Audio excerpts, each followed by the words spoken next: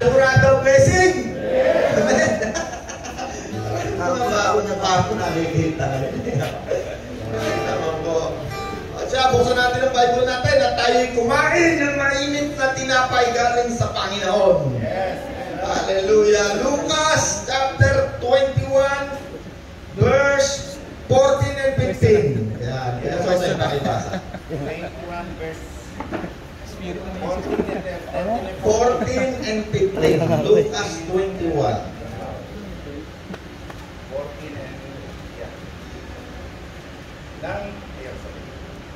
Nang sumatik ang oras dumulog si Jesus sa pagkasama ang kanyang mga apostol, sinabi niya sa kanila, Lucas 21. yeah. Lucas 21, 14 and 15. Yeah. Okay. Okay, so ipagpasya ninyo na huwag kayong mabahala kung paano nyo ipagtatanggol ang inyong sarili, sapagkat bibigyan ko kayo ng pananalita at karunungan hindi kayang tutulan at pabulaanan ng sino man sa inyong mga kaaway. Pagkakalulo kayo kahit ng inyong mga magulang, mga kapatid, mga kamag-anak. Tama na muna, kay Soseng. Ulitin mo na. 14, 15 lang muna. 21, 14, 15. Ngunit huwag kayong mabahala. Tama ba? Huwag kayong mabahala kung paano ninyo ipagtatanggol ang inyong sarili. Paano nyo ipagtatanggol ang inyong sarili? Sapagkat bibigyan sa oras na yon, kayo ay bibigyan ng word of wisdom. Karunungan na hindi kayang salungatin, pagulaanan ng mga taong iyan. Bakit daw? Sino magbibigay? Kuya Soseng, sinabi rin, sino magbibigay? Ulitin mo, Kuya Soseng. Ipagpasya ninyong huwag kayong mabahala kung paano nyo ipagtatanggol ninyong sarili, sapagkat bibigyan ko kayo ng pananalita. Bibigyan ko kayo kasi nagsasalita niya si Kristo. Ang Panginoon. Sabi ng Panginoon, huwag kayong matakot at kayong mabahala. Sapagkat bibigyan ko kayo ng karunungan, word of wisdom na hindi kayang salungatin ni Gideon, ni Bilham, ni mga Pariseo at Saduceo. Kapag sinabi Pariseo, Saduceo sa Bible, yan ay mga uri ng relihiyon. At yung mga taong tagapagturo dyan sa ulado yung Old Testament. Sabi ng Panginoon, huwag kayong mabahala. Sa huling araw, Soseng, huwag kang matakot.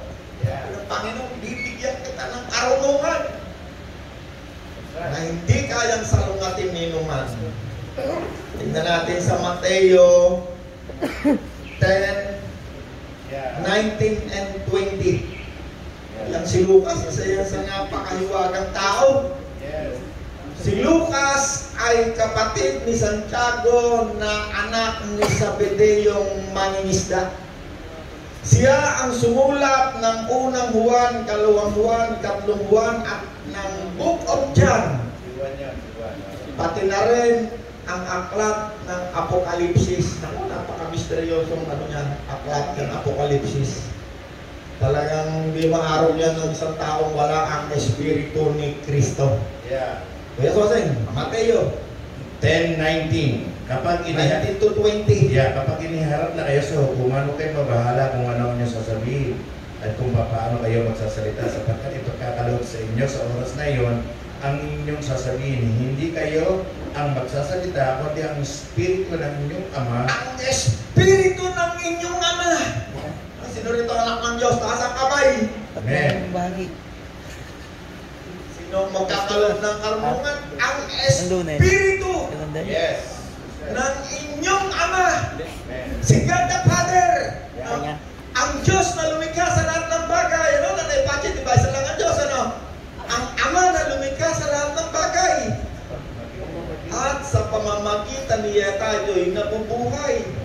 Isa lang ang Panginoon. Nanay Pachi, sino bang Panginoon ng mga politiko? Ang Panginoon, si Mayor, yan ang mga Panginoon. Maraming Panginoon sa daigdig marami ring Diyos dito sa mundo. Diyos na salapi, marami. Isa lang ang Panginoon, si Jesus. Sa pamamagitan niya nilikha ang lahat ng bagay. At sa pamamagitan din niya ay nabubuhay tayo. Yes. Dapat lagi yung nasa isip natin yan kasi para hindi tayo malito. Ang salita ng Diyos yan ay napakatalas, napakasyap, napakatalino. Kaya niyan paghiwalayin ang kaluluwa, ang espiritu, at ang malalalim na bagay tungkol sa Diyos. Pag wala ang salita ng Diyos, hindi natin mauunawaan yung mga bagay na yan. Maglalabo-labo lahat yan sa ating isip. No? Titingnan natin yung bituin, yung puno, sino lumika, hindi natin malaman kung sino. Espiritu Santo ba, si Birhen Maria ba, sari-sari. No? Pero nagulat lang sa palakay, Jesus Maria, Jesus. Ganyan na agad yun eh. At ikaw nagbasa ka ng salita ng Diyos, napakaraming mong matututunan tungkol sa Diyos. Ano sabi? Kaya Joseph, pakiulit. 19:20.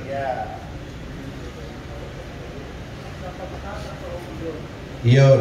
Sabi dito, kapag iniharap na kayo sa hukuman, huwag kayo mabahala kung ano yung sasabihin o kung paano kayo magsasalita sapagkat ipagkakalob sa inyo sa oras na yun ang inyong sasabihin. Hindi kayo ang magsasalita, kundi ang Espiritu ng inyong Ama ang magsasalita sa pamamagitan ninyo. Amen. Sino nagsasalita dyan? Si Kristo. Pag ang Panginoon lang nagsasalita, wala nang debate-debate. Hindi pwede si Gideon makipag-debate. Ito ang Greek word yan hindi naman yan Gideon, hindi, example lang yan. Kasi ang isang tao, kapag yan ay naturuan ng kapwa niyang tao, ang Bible, kukontrahin niya yan. Bakit? Yayapusin niya yung unang tinuro sa kanya. No, yan yung lagi natin pinag-uusapan, mga doktrina.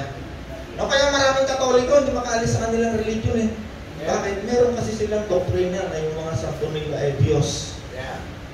No? Dati tayong nandyan no, kami ni tatay, Katoliko kami, di pa naman kami nagre-resign no, tay? Di pa naman kami nagre-resign Katoliko pa rin, kasi ang ibig sabihin daw ng Katoliko, universal body of believer. Kaya kung gano'n ang meaning, at Katoliko tayo, universal body Universal body of believer daw yun. Hindi kung yun na yung meaning, kasali ka bro sa universal body ni Christ. No? Katoliko, pero wag lang Katoliko. Katoliko. Ay, nakabisa may mga nag-load dyan natin. Pumunta tayo sa Marcos 13:11. Alam niyo, tawag natin dito sa ating ginagawa. Kumakain tayo ng salita ng Diyos galing kay Kristo. Galing mismo sa Bible natin. Ang mga bagay na yan, hindi yan tinuro sa akin ng tao. Iba kasi yung natutunan mo, personal, doon sa Bible na binabasa mo, iba rin yung itinuro sa iyo ng tao. No, malimit may kaiba yan. Pero yung iba, medyo pare-pareho naman. Ito sa ipaki. Kapag kayo dinakip nila at nilitis, huwag kayo mabahala kung anong sasabihin ninyo. Sa oras na iyon, sabihin ninyo ang mga salitang ibibigay sa inyo sapagkat hindi kayo magsasalita, kundi ang Espiritu Santo. Ang Espiritu Santo! No? Nung una, sa Book of John, sabi ni Jesus, ako ang magsasalita. Dito naman sa Marcos, ang sabi naman ng Panginoon, ang Espiritu ng inyong Ama. Dito naman sa Marcos, sa Mateo, sa Marcos, sabi dito, ang Espiritu ng Diyos. No? Pero lang, dadalihin mo na naman yung aming Diyos, Espiritu Santo Ay naman po. 513 times ginamit ang salitang Espiritu ng Diyos, Espiritu ni Kristo, banal na Espiritu, pero wala kahit isang ginamit Diyos, Espiritu Santo. Wala. Hindi yung ginamit dito sa Bible. Yung mga ngaral, hindi nila ginamit yung salita na yun. Bakit? Kasi pag ginamit mo yun, pag binaliktad mo yun, magkakaroon ka ng pangatlong Diyos, dyan nila kinuha yung tinatawag nilang doctrines of Trinity. Pero hindi yun ang topic natin. Okay. Sino raw magsasalita? Kapag kayo nililitis, kapag kayo iniimbestigahan, kapag kayo papatayin, ikukulong na. Ang Espiritu ni Kristo, ang Espiritu ng Diyos, at ang ating Ama. Nandito ba ngayon ang Diyos sa ating puso? Nandito ba si Kristo sa puso natin? Sa anyong Espiritu Banal. Sila ay naririto sa atin. Amen! Nasaan si Kristo? Abraham? Nasaan si Kristo? Nasa puso mo ba? Tingnan ko nga kung makikita ko. Sabi ng Panginoon, sabi ni Apostol Pablo, ang Espiritu Santo hindi matatanggap ng mga hentil. No, tayo ang binabanggit dyan. Kasi yung mga Hudyo, nung dumapit ang Pentecostes, merong physical, nakita nila mata nila. Yung kanila mga mata, di lang apoy, kalapati, nakikita nila, mga Hudyo. Tayong mga hentil, kasi tayo, hindi tayo kasali dito sa Bible Wala kang pangalan dito ng Nanay Pachi Wala, hindi tayo kasabi. Pag binanggit dito yung salitang hentil, doon lang tayo nakakasali sa Bible. Ang tawag sa atin sa Bible, mga isinumpa, mga makasalanan. No, tama tayo, no? Nung wala si Kristo sa atin, ano? Ay nako, pag-araw ng linggo, nandiyan sa pada. Pag-araw ng Sabado, nanalo, nandiyan sa mga kabaret. No, ay puno ng kabaret ito, si Pastor Alex dati. Hindi lamang yan makasalanan, pinuno ng mga demonyo yan. Napakaraming tao, napakaraming kong kilalang tao kung hindi nakakilala kay Kristo, napakaraming pinahihirapang kakuan ng tao. Isa na tayo dyan, na tayo. Si tatay, lahat ng kasalanan, nakala ko ito talaga espesyal na kasalanan, hindi pala. Lahat pala ng kasalanan ginagawa ni tatay, at ordinaryong ginagawa ko rin pala. Isa lang ang hindi ko nagawa, muntik ko nang gawin. Pumatay ng tao. O kaya na, nagbayad na mas tatay, ilang taon, 10, mahigit. Maraming taon. Oh. Salamat sa Panginoon, di ako nakulong bago ako makakilala kay Kristo. Di ba na, pakabuti ng Diyos sa atin, nandito tayo, nakikinig tayo ng salita ng Diyos, walang bayan. Tayo pa, binabayan. Hindi na mo pala pakabuti ng Panginoon. Naalala ko, ang Panginoon mayroong pinagaling doon sa Bethsaida, yung Israel na tayo, merong tubig na malalim, Bethsaida. Merong panahon, mahal na tinatawag nila, mahal na araw, yung tubig, pag merong anghel, bababa, kakalawawin yung tubig. Hindi kumbaga, ayan, mga puro may sakit kunwari na dyan, ito yung tubig ng Bethsaida. Merong panahon, may anghel na bababa yung tubig, kakalawawin. Hindi lahat na may sakit, sino mauna, automatic kagaling ka, anong sakit mo? Pagpunta ng Panginoon doon, mahal na araw yun papatayin ng Panginoon after yun Nakita ng Panginoon yung isang lumpo na 38 years ng lumpo. Sabi ng Panginoon, gusto mo bang bumaling? Sabi nitong lumpo na to, palibasa yung lumpo, Panginoon, pag kinalaw ko, hindi pala nakilala ang Panginoon. Pag po kinalaw, alam na itong lumpo na to, kung sino lang yung lumapit sa kanya, gusto mo bang bumaling? Ang Panginoon nagtatanong hindi naman ang Panginoon, pag lumapit niya pag dumaan sa harapan mo, kung saan kang gagaling nagtatanong Pag gusto mong gumaling. Pag ayaw mong gumaling, hindi ka naniniwala sa Panginoon, hindi ka magagalingin. Pero pag naniwala ka, kahit anong sakit mo, magagalingin. Sabi ko ng sakit na alaman, gumaling. Sana yan si nanay, kailan lang yan. Sabi ng Panginoon, gusto mo bang gumaling?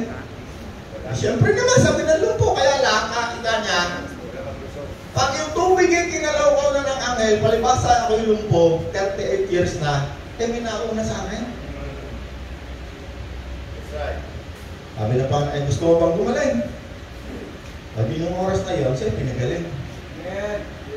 Araw ng Saba, meron doktrina kasi ang mga reliyon na yan ng Hudyo, pag araw ng Saba, na kumbaga sa atin, linggo, pero sa kanila, tawag Saba.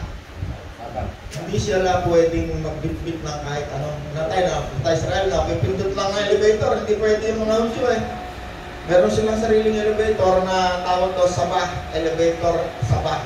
Yung kahit anong floor tumitigil kasi ayaw nilang gumalaw yung lakad-lakad lang yan, mga Hudyo. Bakit? Meron silang doktrina sa kanilang relihiyon, pag araw ng linggo o Saba, bawal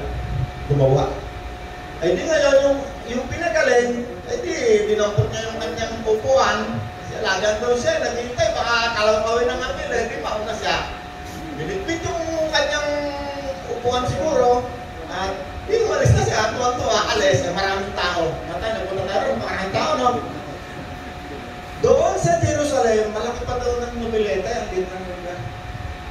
Napaka dumaming tao, buong mundo, kahit ngayong giyera, ang dami daw turista. Kasi gusto nila, bago sila mamatay, makatungtong sila kung saan ang Panginoong Jesus ay lumakad sa lupang ito. Dito sa inyo gusto makarating sa Israel. Araw, pag gusto nyo, gagawin na. Narating ka doon para nasa grocery ng beauty. Kaya soso niya. Babalik ulit na Israel niya. Sa isang linggo, nasa Korea yan. Kung saan napunta yan. Meron bumibili ng ticket eh. Hindi nagpapayan. Ay di nga lang, gumaling na ano. Nawala tayo sa ating topic eh.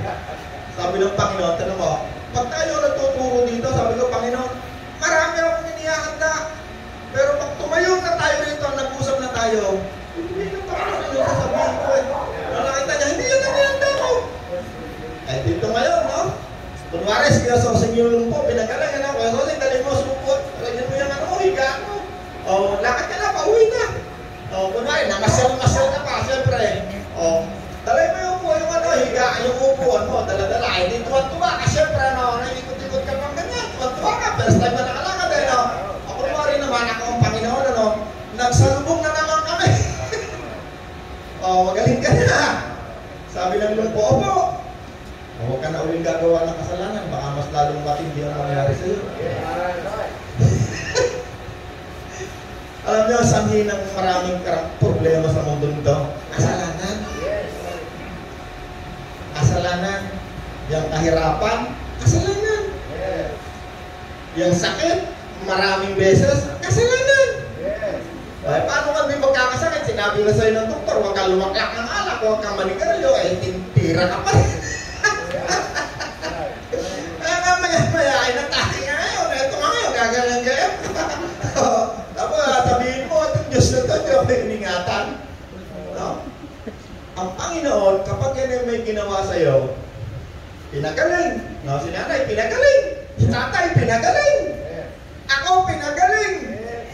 Ako, napakarami ko nang naranasan na galing sa Diyos. Kaya ayaw mo na muling gumawa ng kasalanan. Ano tayo na pinagaling ka rin, ano?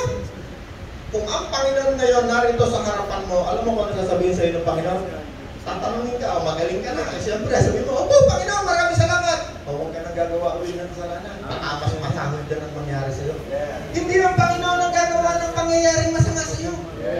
Kundi ang Diablo kasi kaya na parito, meron tatlong dahilan eh. Manakit, mandaya, magnakaw, pumatay. Tatlong bagay. Kaya pag pinatong mo yung kamay sa may sakit na gawa ng Diablo, layas sakit. Wala magagawa yung sakit na hindi lumayas. Amen? Pero lalayas lang yan kapag ikaw ay isang mananampalataya ni Kristo. Ikaw ay tinatakan. Anong tatak? Espiritu mabuti. Espiritu Santo. No? Hindi naman tatak kay Gideon, Espiritu masama eh. Hindi naman evil eh, no? Anong uri ng Espiritu? Mabuti! Ito na niya, may identity, ano, naghihiwalay. Bakit hiniwalay? Bakit ginawa ng Panginoon naging mabuti? Kapagkat ang mga demonyo, ang mga anghel, nung unang pagkagawa, sila ay nagkasala sa Diyos na Espiritu. Kaya sila walang kapatawaran. Wala nang anghel na pwede pang makatawad. Walang tao na hindi pwedeng patawarin. Lahat ng tao na nilikha ng Diyos na nasa katawang ito, walang kasalanan na hindi kayang patawarin ng Diyos. Habang nandiyan tayo sa katawan na yan, yan lang ang panahon na ibinigay ng Diyos para ikaw magsisi. Ibig sabihin ng pagsisisi, pagtalikod sa kasalanan. Ayaw ko na ng masama. Amen? Pinanawaan tayo? Sabi ng Diyos, mapalad ang mga taong umaakay sa mga masasama patungo sa mabuti. Sila ay magliliwanag na parang mga bituin sa langit. Kita ninyo, ano? Meron tayong liwanag, ano? tawag daw ni Gideon. Gideon, ang tawag ng mga Pariseo doon. Gloria na. Ay, patawarin niya ako. Tako'y tumatawa. Hindi naman masamang tumawa, ano? Pagkat ang kagalakan ay kaloob ng Diyos. Amen. Pag nakaganyan ang mukha mo, Pastor Merlin, nagalit sa Pastor Merlin. Ba't ba ikaw may ginawa ko example doon? Sandararakia! Sandararakia! Hindi, ako yun. Sabi ko, ako yun. Nilagay ko lang ang pangalan mo. Kasi nung araw, no? May taong sa cellphone, ang daming mapapanood ko eh. Receive the Holy Spirit! Sinabi na ng Panginoon, sino magbibigay ng Espiritu Santo eh? Walang iba kung hindi siya lang. Hindi si Bishop, hindi si Doktor, may mga doctorate degree ang mga yan eh. Hindi si High Priest, hindi si Anas. High pass. Kilala niyo ba yung mga binanggit ka? Hindi niyo kilala yun eh. Basta kayo Bible. No? High Priest. Sabi nga ni Amos eh, Propeta Amos, kaka si Jeremias. Sabi ni Amos, hindi naman ako nag-aral para mangaral. Sabi ko, parang ako itong si Amos. Hindi naman ako propeta. Hindi naman ikaw ako anak ng propeta. Hindi ko profesyon ang mangaral. Hindi ako anak ng isang pastor. Hindi rin ako binayaran para mangaral. Sabi ni Amos, hindi ako mangangaral para bayaran. No, sa panahon natin ngayon, marami yan. Hireling, no? Tawag ka guys. So, sa yun eh, Englishador yun eh. Hireling, no? Bayaran. No? Ibig sabihin ikaw ay pastor na bayaran. Upahan. Ako eh, pagka-upahan ka, kasi ako eh, nagpastor eh, upahan eh. Ay, pagka-sog ako dyan sa bukid eh, bahala ka ng baka dyan, kumain ka dyan. Kumisan, hindi ko pa nasisilang, galit na galit tatay ko. Nasaan yung malagang baka? Nakalimutan ko, tako sa bukid natin gabi. Kasi bayaran. Pero pag yan eh, yun, ay nako po. No, kaya ang Panginoon nagtanong eh, Pedro, mahal mo ba ako? No, 3 beses. 3 beses din sumagot ang Panginoon. Ano sagot ng Panginoon? Ano sagot? Kung mahal mo ako, pwede mo ako. Sabi ng Panginoon, Pedro, Soseng, mahal mo ba ako? Kunwari, dito ang Panginoon. Kunwari lang ha? Kunwari lang, ako ang Panginoon. Alex, mahal mo ba ako? Pangalawa, tinanong si Soseng, Soseng, mahal mo ba ako?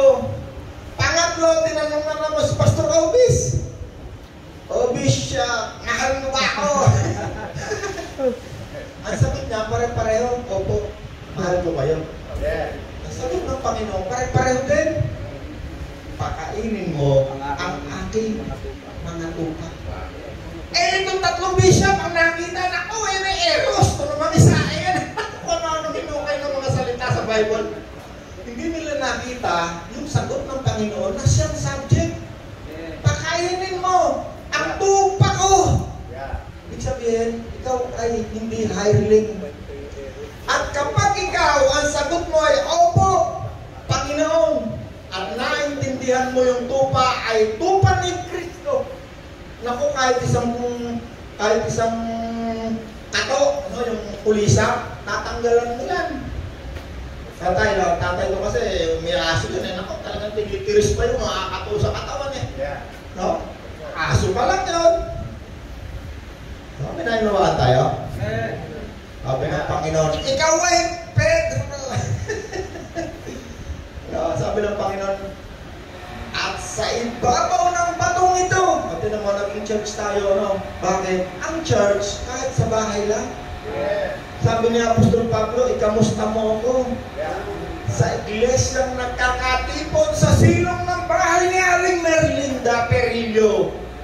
No? Kapag kami nagtitipon, na regular, ang pinag-uusapan ay si Kristo. Ang tawag sa inyo, iglesia. At ang iglesia hindi yung kagagandang mga gusali. Ang iglesia ay tayo. Sino tumanggap kay Kristo? Tayo. tayo ang katawan ni Kristo dahil wala na siya rito. Wala na rito, Panginoon, isang araw babalik. Nasaan siya? Nasa langit. Sino na rito? Espiritu, ibil, mabuti. Ito ninyo, ano? Sineseparate niya yung uri ng espiritu. Bakit? Yung espiritu na nilalang ng Diyos, naging masama nung wala pa si Kristo. Naging ibil. Kaya ngayon, nung bumaba si Kristo, ang Panginoon, muli niyang ibinalik ang uri ng espiritu ng mga tao. Yes. Mula sa kasamaan, ginawa niya muling holy. Yes. Kaya tayo ngayon naging kamukha ni Kristo na kalarawan ng Diyos. Yes. Tingnan nyo nung nagkasala ang tao sa Genesis chapter 5, ang mga tao'y naging kahawig ni Adan. Yes. Si Seth, hindi siya kahawig ng Diyos. Siya ay naging kahawig ni Adan na sumuway na sa Diyos. Yun ang kasalanan na naisalin hanggang sa mga oras na to sa lahat ng tao. Yes. Naging masama. Kaya pati babae, nakikipag-asawan sa babae. Ang lalaki, nakikipag-asawan sa lalaki. Yun ang pinakadulo. Yeah. At kung hindi bumaba si Kristo, baka ilang beses na tayong sinunod ng Diyos. Bakit? Marami ng beses binasa ng daigdig dahil sa kasamaan. Panahon ni Noah. Yeah. Walang tinira, kundi 12 yatang tao, 13. 8. Panahon ni Lot. Sinunog yung 2 lugar. Nagkay, nakapunta tayo rin, ano? Yung lugar ng mga asin. O yung mga Hudyo na yan, hanggang ngayon, nakakahukay yan ng may 14 tao, yan ay kasila. Yan ay kasila tayo, kasama niya. Sa dagat ng asin na tayo, nakarating tayo. Ayun, di ba? Dahil, ang lahat ng pangyayari dito sa Bible, hanggang ngayon makikita ko. May pruweba. Yeah.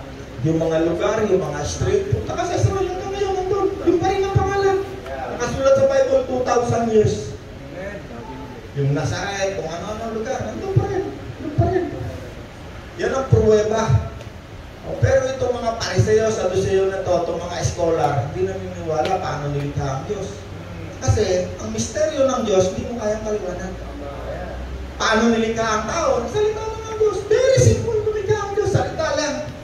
Sa pamamagitan ni Kristo ay nilikha ang lahat ng bagay at walang anumang nilikha nang hindi sa pamamagitan niya. Isa lang ang hindi nilikha ng Diyos. Alam niyo kung ano? Evil. Spirit. Yeah. Ay isa sa bagay na hindi nilikha ng Diyos. Sino lumikha ng kasamaan? Yung mga anghel na sumuway sa Diyos.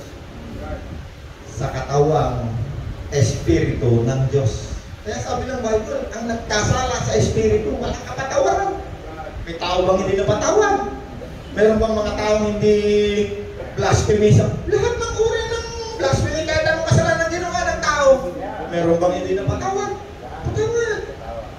Sino hindi napatawad? Ang Diablo, kahit hanggang sa mga oras na ito, walang kapatawaran. Bakit? Sila yung nagkasala sa Diyos na espiritu. Amen! Ako, nababasag yata yung teorya ni ano yung Pharisee. May natututunan tayo? Ang mga propeta ng araw, alam mo nung araw pa man, meron na rin mga eskwelahan ng mga propeta, katulad ngayon. Pumunta ka sa eskwelahan ngayon ni Bishop Gideon, ilan na estudyante mga Bishop? Ako, libo yata, ano? Daan-daan. Kay Bishop, kay Dr. Sose. Ako, 10 tong mga pastor na nandoroon. Ang tawag, seminaryo ni Sose. Sapon to lang si Sose nga. Ay lalo na kay Bishop, ano? DJ Kay Bishop Alex. 10 tong din. Yeah. Alam niyo, nung araw pa man, meron ng mga eskwelahan. Meron, marami. Sino naroon?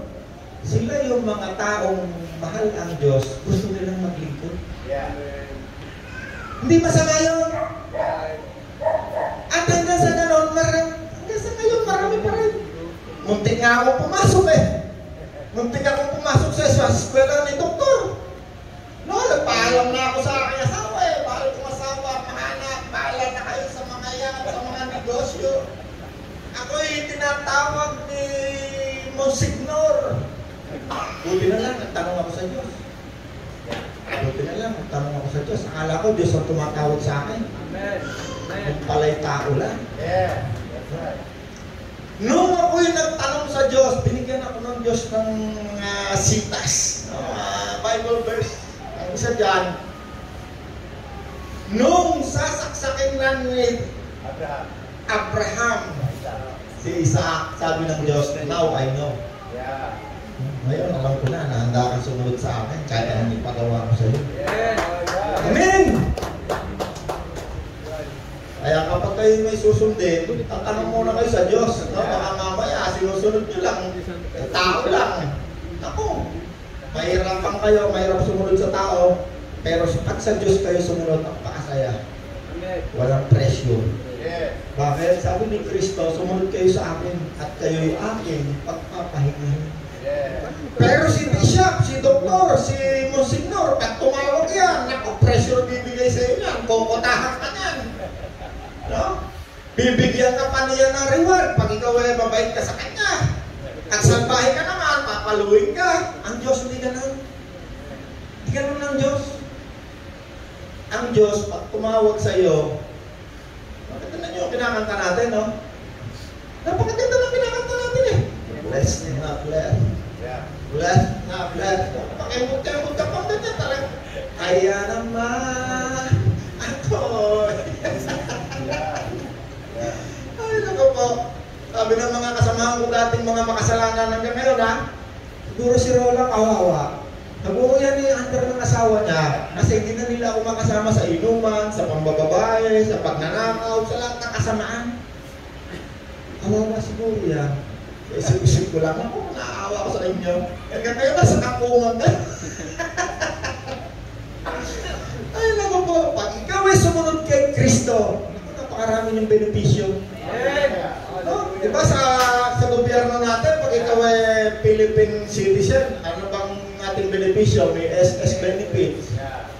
May PhilHealth benefits. No? Libre ka, pag namatay ka, libre ka. Senior citizen benefits. No? May discount ka pa, pag 60 ka. 40 na daw. Pagka pandemic, may ayuda ka pa. Ganun tayong benefits, ano? Alam niyo yung mga benefit na yan, pag kayo'y sumunod sa Panginoon, yung benefit na yan, wala yan, ganyan lang yan, kaperaso lang. Pero alam ba't mo alam? Ay, di mo buhay mo.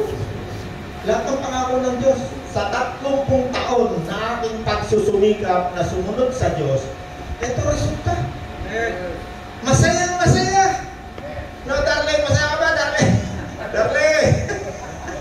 Gagalit na naman sa akin ang ginawa ko sa example. Alam na, maraming tao ngayon kahit sarili nila. Kahit sarili nila, niloloko nila eh. Para lang sila yung maging katanggap-tanggap. Alam niyo itong binasa nating verse? Mateo, Lucas, Marcos. Basahin nga natin itong isa. Buuin nga natin. Napakaganda nito eh. Si Lucas na lang. Si Lucas. Si Juan pala yung binabanggit ko kanina, napaka-misteryo. Si Lucas. Basahin natin nga, Kuya Soseng, ng medyo mahaba-haba. 1 to 18. Pantalasin mo lang, Kuya Soseng. Lucas 21, 1 to 18.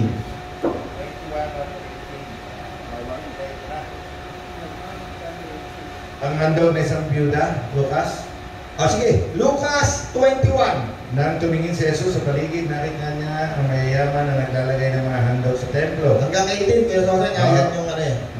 Nakita rin niya ang isang dukhang byuda na naghulog ng dalawang salaping tanso. Sinabi niya, ang inihandog ng dukhang byudang yun ay higit pa sa inhandog nilang lahat. Ang inilagay nila ay bahagi lamang ng kanilang kasaganaan. Ngunit ang kanyang ipinigay ay ang buo niyang kabuhayan. May ilang tao naman nag-uusap tungkol sa templo. Pinag-uusapan nila ang naglalakihan at magagandang gintong gamit dito at ang mga palambuking inihandog ng mga tao. Kaya sinabi sa kanila ni Jesus, darating ang panahon na ang lahat na nakikita ninyong yan ay iguguho at walang matitirang pagkakapatong ng mga bato. Tinanong nila si Jesus, Guro, kailan po mangyayari yon? At anong magiging palatandaan iyon at anong magiging palatandaan iyon ay magaganap na? Sumagot si Jesus, mag-ingat kayo upang hindi kayo mailigaw ni naman. Maraming darating sa aking pangalan at pagsasabi, ako ang Kristo at dumating na ang panahon. Huwag kayong susunod sa kanila, huwag kayong matatakot kung kabalitama kayo ng mga digmaan at mga himagsikan. Dapat mo nang mangyari ang mga iyon, subalit hindi ka agad darating ang wakas. At sinabi pa niya, maglalaban-laban ng mga bansa at ang mga kaharian, magkakaroon ng malakas na lindol, tagutom at mga salot sa iba't ibang dako. May lilitaw ng mga kakaibang bagay at mga kakilakilabot na kamugbalaghan buhat sa langit. Ngunit bago mangyari ang lahat ng ito, kayo ay darapin at usigin. Kayo ililitisin sa mga sinagoga at ipagbibilanggo. At dahil sa pagsunod ninyo sa akin, isasakdal kayo sa harap ng mga hari at mga gobernador. Iyon ang pagkakataon ninyo upang makapagpatotoo tungkol sa akin. Ipagpasya ninyo na huwag kayong mabahala kung papaano nyo ipagtatanggol ang inyong sarili. Sapagkat bibigyan ko kayo ng pananalita at karunungan hindi kayang tutulan o pabulaanan ng sinumang sa inyong mga kaaway. Pagkakanulo kayo kahit ng inyong mga magulang, mga kapatid, mga kamag-anak, at mga kaibigan, at ipapapatay nila ang ilan sa inyo. Kapupuotan kayo ng lahat dahil sa akin, ngunit hindi kayo malalagasan kahit isang hibla ng buhok. Sa inyong pagtitiis ay maililigtas ninyo ang inyong buhay. Hallelujah! Tanin nyo, 2,000 taon na mula ngayon. Ang Panginoon, sinabi niya kung anong mangyayari. No, yung templo na ginawa ni Solomon, kung saan siya nagtuturo, wala na. Nilasog-lasog na ng mga Romano.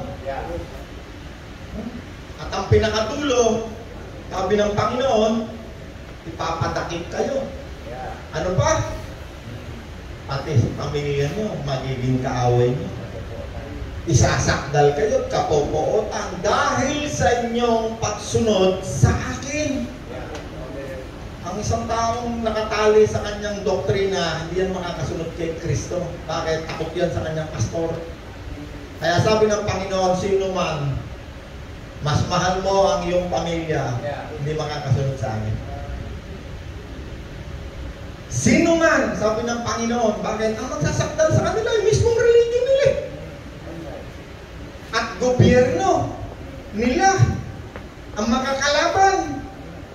Paano ang isang tao ay tatayo at magiging kaaway ng kanyang mismong pamilya? Sapagkat ang Espiritu Santo, kapag dumating sa iyo yan, hindi ka maunawaan ng mga taong religion lang ang kanila. Yung mga taong sa kanila lamang gobyerno, sa China, gobyerno lang pinapakinggan nila. Sinasabi ng gobyerno nila na walang Diyos.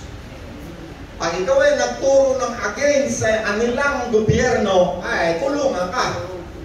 Sasama ka doon sa 7 million na nakakulong.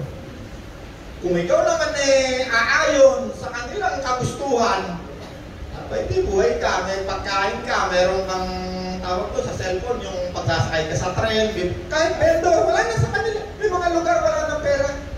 May number ka ng computer, bibigyan ka, nakaregister pangalan mo. Lahat ng bagay tungkol sa iyo nakaregister. Pati mata mo, naka-computer yung ano mo, pati guhit ng iyong palad.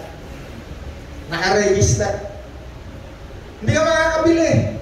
Hindi na sila gumagamit ng pera. Marami ng lugar sa kanila, wala ng pera. Andiyan na, tinatap nilang gano'n. Isang araw, nandyan na yan. Huling araw, nandyan na yung number na yan sa kamay natin.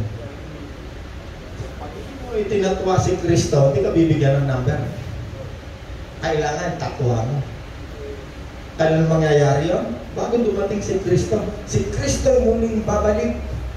Anong kanyang gagawin? Siya'y mamamahala. Ilang araw? 3 taon ba? Katulad ni Mayor? 1,000 taon. Yan ang iniintay, pinakakaintay-intay ng mga taong may espiritu ni Kristo. Sino sa inyo tumanggap kay Kristo? Yan, naghihintay tayo kay Kristo, no? At habang tayo'y naghihintay, lumayo tayo sa kasamaan.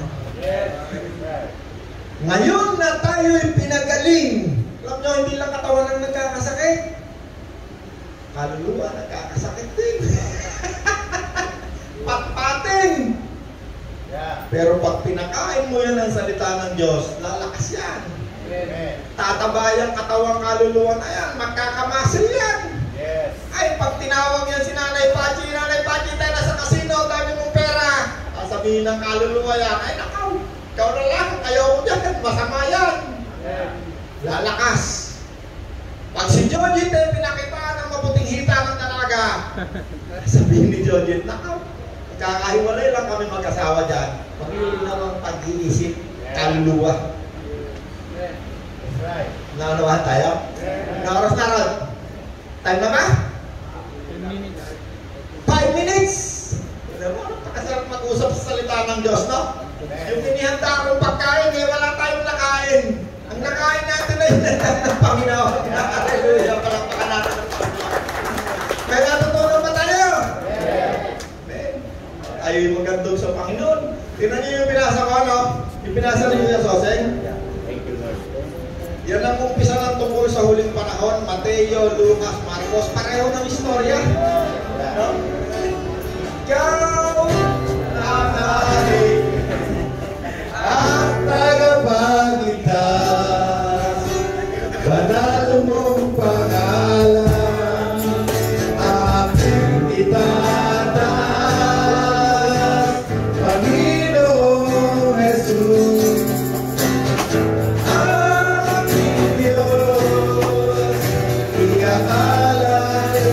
Sa'yo aking wakas. Ikaw ang hari, Panginoon.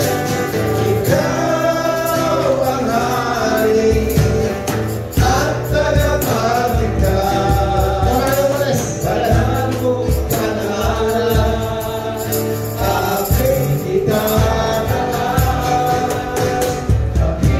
Itanong mo yung verse natin, ano? Nag-umpisa doon sa nakita ng Panginoon yung mga nagbibigay ng handog. No? Pag tayo ay nagbibigay ng handog, alam nyo ba ang Panginoon nanonood sa atin? Hindi lang nanonood, nakikinig. Kasi sinasamba natin ng Diyos. At kapag tayo isasamba sa Diyos, meron kang dalang problema, sabihin mo, sigurado, gawin ng Diyos, tulukasin na yung problema. Hindi sila wala taas, hindi sila lutas ang Diyos. Amen! Salamat Lord sa aming inihandog sa iyo. Gamitin mo po sa labing ito upang tumulong sa mga walang kakain, walang maibili ng gamot, mga nakakulong, mga may sakit. Salamat po mga ikaw ay Diyos ng pag-ibig. In Jesus Christ.